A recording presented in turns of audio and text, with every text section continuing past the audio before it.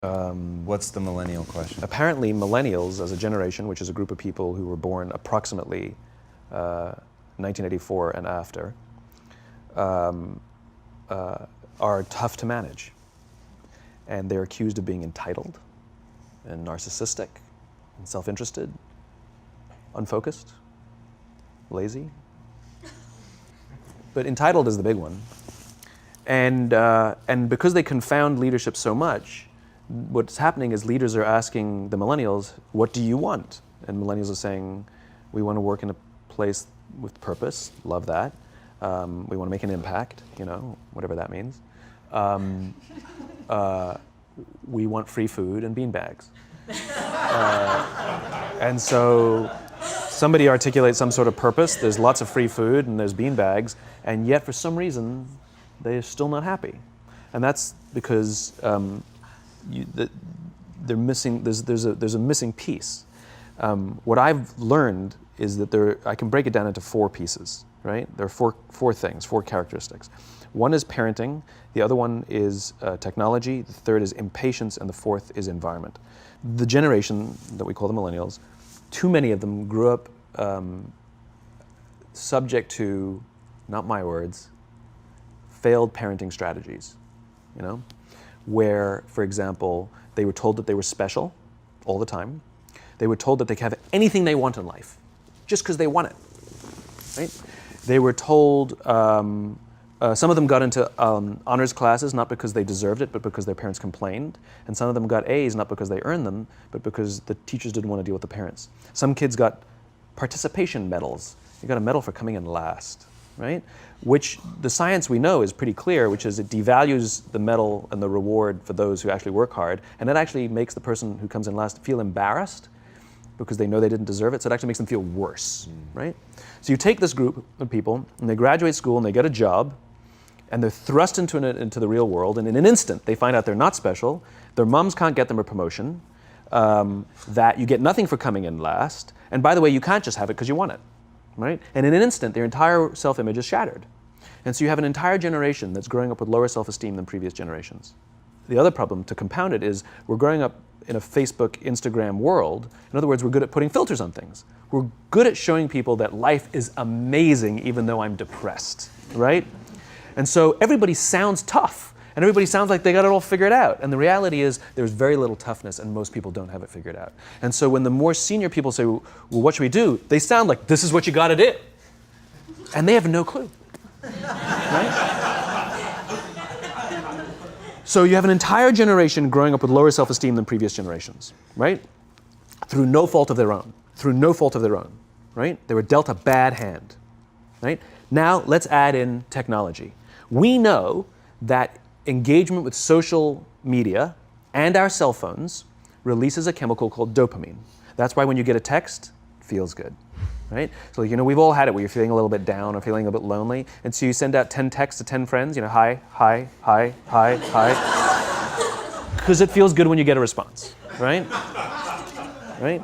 It's why we count the likes. It's why we go back 10 times to see if my Instagram is growing slower, did I do something wrong? Do they not like me anymore, right? The trauma for young kids to be unfriended, right? Because we know when you get a hit of dopamine, which feels good. It's why we like it. It's why we keep going back to it. Dopamine is the exact same chemical that makes us feel good when we smoke, when we drink, and when we gamble. In other words, it's highly, highly addictive. Right?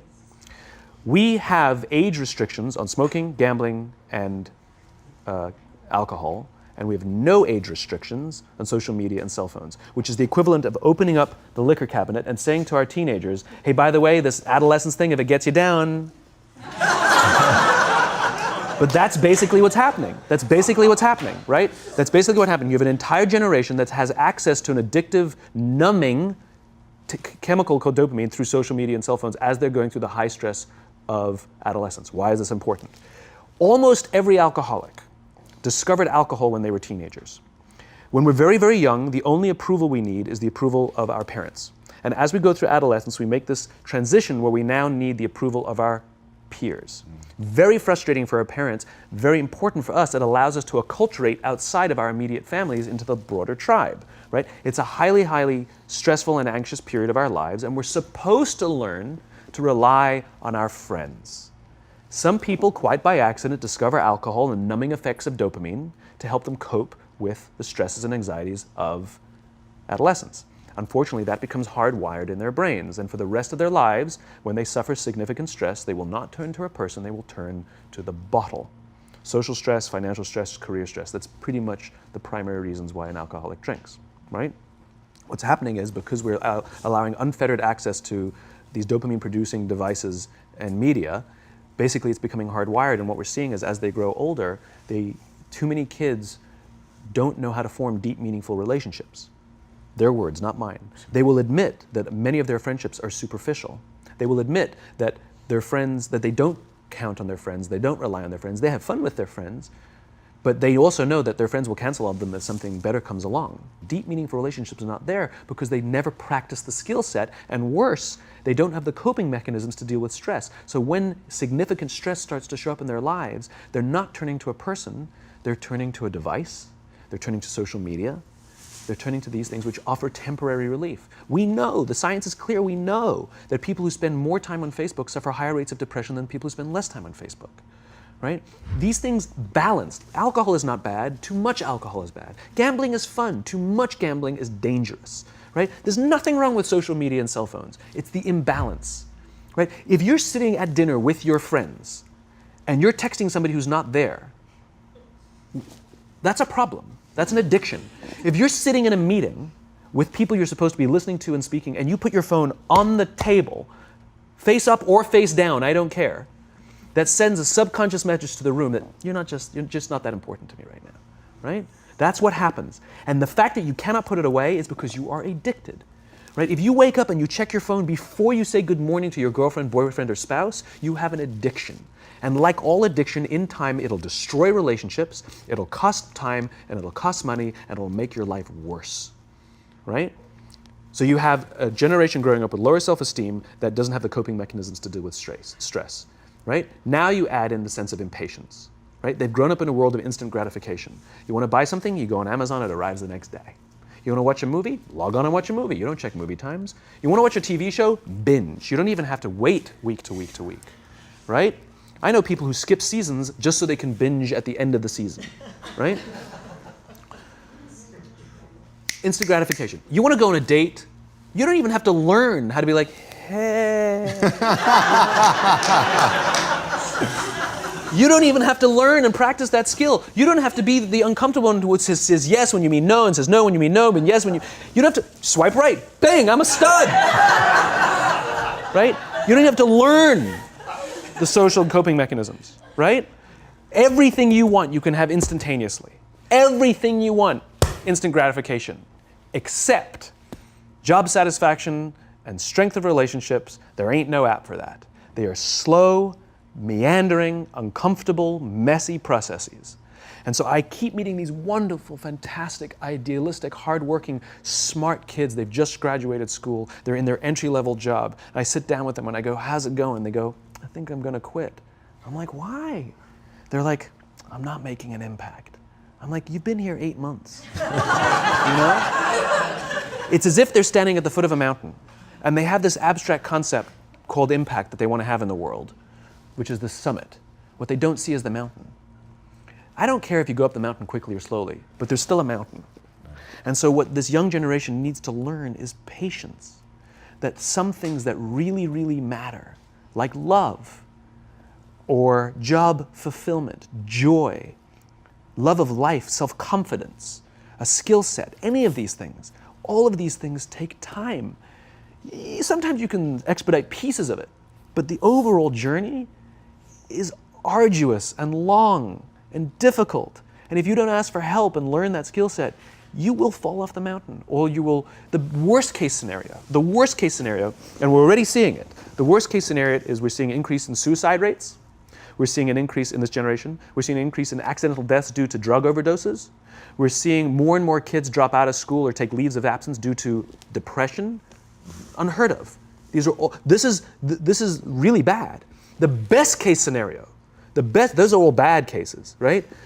The best case scenario is you'll have an entire population growing up and going through life and just never really finding joy.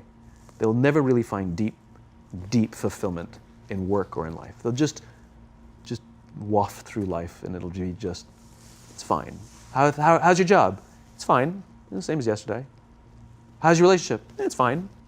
Like that's the best case scenario, which leads me to the fourth point, which is environment, which is we're taking this amazing group of young, fantastic kids who were just dealt a bad hand. It's no fault of their own. And we put them in corporate environments that care more about the numbers than they do about the kids. They care more about the short-term gains than the long-term life of this young human being. We care more about the year than the lifetime, right? And so we are putting them in corporate environments that aren't helping them build their confidence, that aren't helping them learn the skills of cooperation, that aren't helping them overcome the challenges of a digital world and finding more balance, that isn't helping them overcome the need to have instant gratification and teach them the joys and impact and the fulfillment you get from working hard on something for a long time that cannot be done in a month or even in a year. And so we're thrusting to them in corporate environments, and the worst part about it is they think it's them. They blame themselves. They think it's them who can't deal. And so it makes it all worse. It's not. I'm here to tell them it's not them. It's the corporations. It's the corporate environments. It's the total lack of good leadership in our world today that is making them feel the way they do. They were dealt a bad hand, and I hate to say it, but it's the company's responsibility. Sucks to be you. Like, we have no choice, right? This is what we got, and I wish that society and their parents did a better job. They didn't. So we're getting them in our companies, and we now have to pick up the slack. We have to work extra hard to figure out the ways that we build their confidence. We have to work extra hard to find ways to teach them the social skills that they're missing out on. There should be no cell phones in conference rooms. None. Zero. And I don't mean the kind of like sitting outside waiting to text. I mean like when you're sitting and waiting for a meeting to start, this is what we all do. We all sit here and wait for the meeting to start. Meeting starting? Okay. And we start the meeting. No, that's not how relationships are formed. Remember we talked about it's the little things? Relationships are formed this way. We're waiting for a meeting to start and we go, how's your dad? I heard he was in the hospital. Oh, he's really good. Thanks for asking. He's actually at home now. Oh, I'm really glad. It was really amazing. I know, it was really scary for a while. That's how you form relationships. Hey, did you ever get that report done? Oh my God, no, I didn't. I'll help you out. Can I help you out with that? Really? That's how trust forms. Trust doesn't form at an event in a day. Even bad times don't form trust immediately. It's the slow, steady consistency. And we have to create mechanisms where we allow for those little innocuous interactions to happen. But when we allow cell phones in conference rooms, we just, okay, have the meeting. And then my favorite is like when there's a cell phone there and you go like this, you go. It rings and you go. I'm not going to answer that. Like, Mr. Magnanimous, you know? When you're out for dinner with your friends, like, I do this with my friends. When we're going out for dinner and we're leaving together, we'll leave our cell phones at home. Who are we calling? Maybe one of us will bring a phone in case we need to call an Uber or take a picture of our meal. That goes without saying, come on. I'm an idealist, but I'm not insane. You know? Not a heathen. I mean, it looked really good. We'll take one phone. And so it's like an alcoholic. The reason you take the alcohol out of the house is because we cannot trust our willpower. We're just not strong enough. But when you remove the temptation, it actually makes it a lot easier.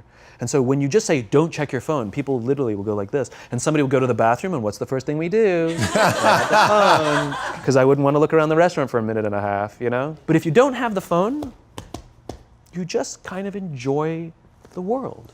And that's where ideas happen. The constant engagement is not where you have innovation and ideas. Ideas happen when our minds wander and we go, and you see something, I bet they could do that. That's called innovation, right? But we're taking away all those little moments, right?